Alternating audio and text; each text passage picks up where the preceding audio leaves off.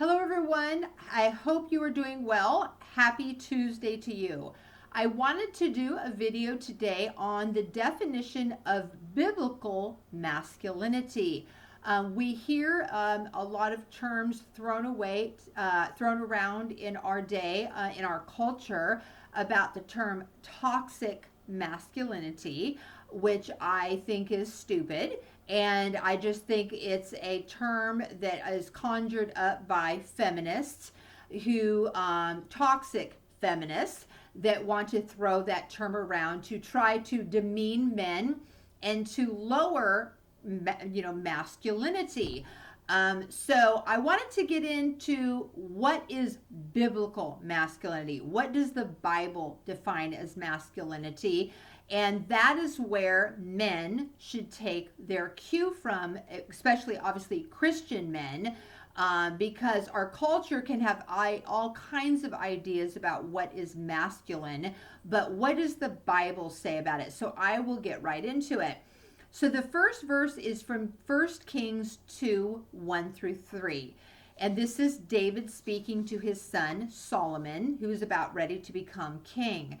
It says, when David's time to die drew near, he commanded Solomon his son, saying, I am about to go the way of all the earth. Be strong and show yourself a man, and keep the charge of the Lord your God, walking in his ways and keeping his statutes, his commandments, his rules, and his testimonies, as it is written in the law of Moses, that you may prosper in all that you do and wherever you turn. 1 Kings 2, 1 through 3. And I love that. I love the Old Testament, in fact. But a couple things that I wanted to take note here. So David is bringing his son to him, okay? And he is commanding his son, okay, and come here, and commanding him and giving him this charge, all right? And so first of all, he has this close relationship with his son. He is commanding his son to come and receive this instruction, and he's commanding on him, giving forth to what he wants his son to do. And this is showing a strong biblical relationship with his son, teaching his son what it means to be a biblical man, okay? Which is, he's telling him he's going to die. He's not hiding this fact from him. This is a way that all of the earth is going to go, death. So he's not hiding this from him. He's telling him, show yourself a man, be strong, courageous. We've heard that kind of language in the Bible before. And keep the charge of the Lord your God, walking in his ways, keeping his statutes, his commandments, his rules, his testimonies, and as it's written in the law of Moses, and we'll say for us Christians, New Testament, the whole Bible, keeping the law of the Lord, because they just had the law of Moses at that time, so that you may prosper in all that you do and wherever you turn. So raising your children up biblically in the Lord. A man should follow the Lord God. He is number one primary, period. Seeing what he says in the Bible and following what it says. That is the first and foremost of biblical masculinity. And then he gives us some ideas of what is in it. What's in the Bible? What does it say? And so another good verse in the Old Testament is 2 Samuel 10:12. Be of good courage, and let us be courageous for our people and for the cities of our God, and may the Lord do what seems good to him. So they're trusting in the Lord. They're saying, be of good courage, being courageous for our people. And that was the Israelite people, for their families. If you read the Old Testament, you'll see many mentions of mighty man of valor or mighty fighting men. It gives many examples of that. They're being courageous and strong for their community and their family, fighting for them when when it's necessary, when God tells them to, and God rebukes them when they try to go out and do it on their own for their own valor and reasons. Okay, so always seeking the Lord.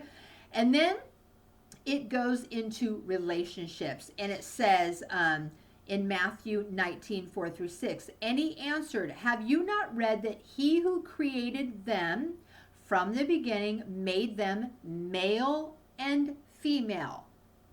Two genders, male and female. And he said, therefore a man shall leave his father and his mother and hold fast to his wife, and the two shall become one flesh. So they are no longer two, but one flesh.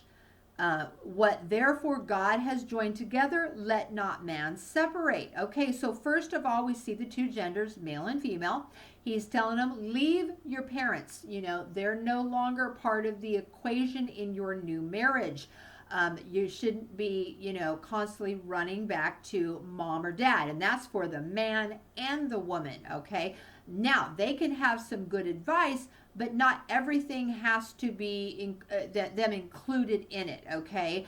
There is man and woman becoming one and having their privacy and their life together as one biblically, with God as the head, man is second, and wife is third, and children underneath that. Okay, so sometimes we hear where people constantly never leave their mother and father, and that kind of ruins the marriage. Okay, so you need to be settled as one unit. And then it goes on to talk about the man being the provider. It says, but if anyone does not provide for his relatives, and especially for members of his own household, he has denied the faith and is worse than an unbeliever. 1 Timothy 5:8. So being a provider of the household, okay? And then he's telling this family, and God blessed them, and God said to them, and this is Genesis 1:28, the original intent and purpose, be fruitful and multiply and fill the earth and subdue it, and have dominion over the fish of the sea, over the birds of the heavens, over every living thing that moves on the earth. And so he's telling them, Adam and Eve as the first couple, obviously not having a mother father, their creator was God himself, but then after that they were the first original mother and father, coming together as one, working together, being fruitful and multiplying the earth. Think if they did not obey, how the earth would not have multiplied, and having dominion over the earth and taking care of it, not abusing it, ruling over it, and using the resources in it to live, okay? And then in Ephesians 5:28 it says, in the same way, husbands should love their wives as their own bodies. He who loves his wife loves himself, for no one ever hated his own flesh, but nourishes and cherishes it just as Christ does the church. So having that intimate relationship with his wife. And then also the wife needs to respect her husband, and that's found in Ephesians 5:33. So working together in love and respect as a family unit. And then going on, it talks about a wise man is full of strength, and a man of knowledge enhances his might. For by wise guidance you can wage your war, and in abundance of counselors there's a victory. Proverbs 24:5-6. So ruling your household with wisdom, with biblical wisdom and biblical advice, okay? Ruling it.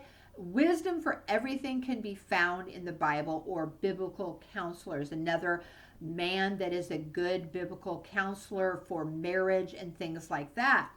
And then it goes on to talking about the children next. And it says, fathers, do not provoke your children to anger, but bring them up in the discipline and the instruction of the Lord. So not breaking their spirit, but bringing them up in discipline and instruction of the Lord. So he's telling biblical masculinity is, being, leaving your parents, providing for your household, honoring, and loving your wife, the wife respecting her husband, being fruitful and multiplying, having biblical wisdom in your household, and raising up your children in the discipline and instruction of the Lord, so that they will carry on this tradition, this biblical tradition of masculinity or biblical femininity, okay? And then going on, and I want to include these because we're seeing a lot of this in our world today, which is ruining biblical masculinity. It says of Leviticus 18:22, you shall not lie with a male as with a woman. It is an abomination. Okay, it's not to be that way. It's not natural. Okay, and God says that, a male and a female.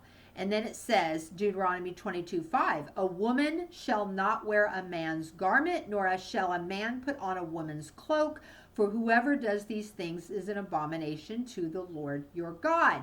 And this is talking about, acting like you're a woman or acting like you're a man and wearing them for those purposes. Obviously, I'm wearing a t-shirt and, I'll wear jeans or whatever, and a huge amount of women do. This is talking about adopting the practice of being effeminate or a woman to be masculine in that way, trying to assume those roles which are not biblical.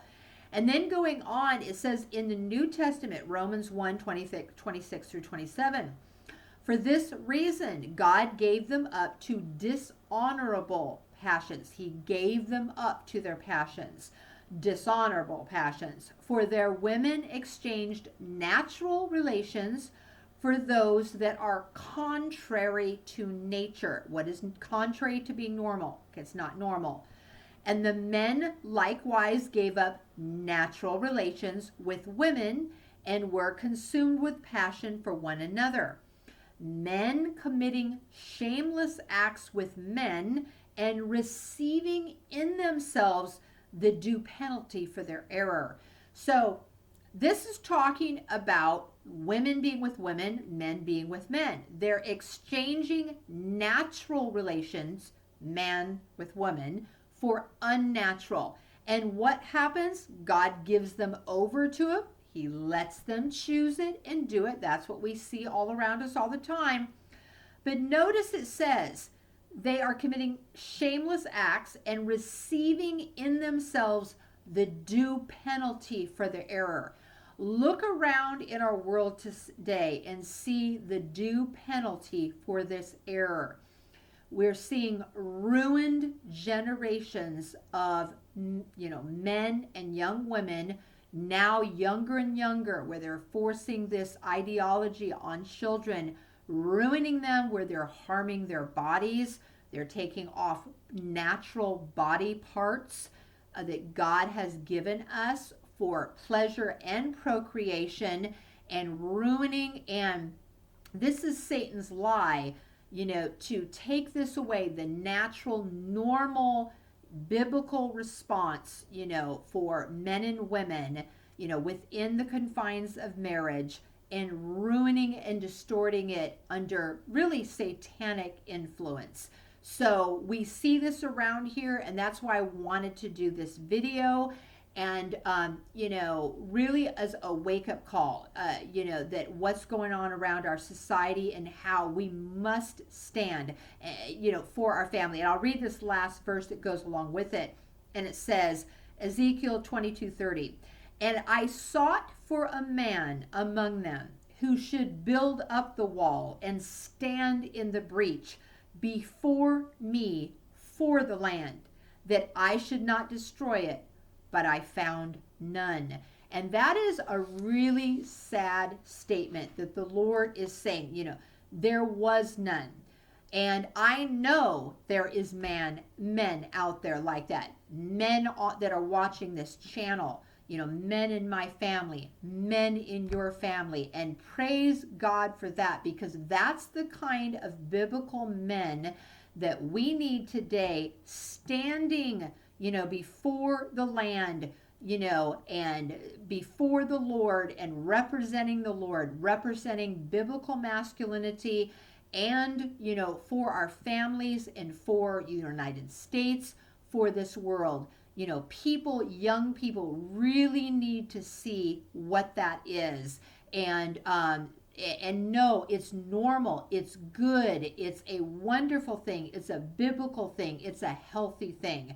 So that is the video I wanted to do today, because I get heartbroken seeing what is out there today and what is occurring. We need to pray for the children of today, be an example of the children today, women for the girls, men for the men. and stand up and be a biblical example and try to stand in the gap of this flood of satanic activity going on in our world. I hope you have a good day, and I will do another video on biblical femininity in response to this video soon. God bless, and I will see you tomorrow.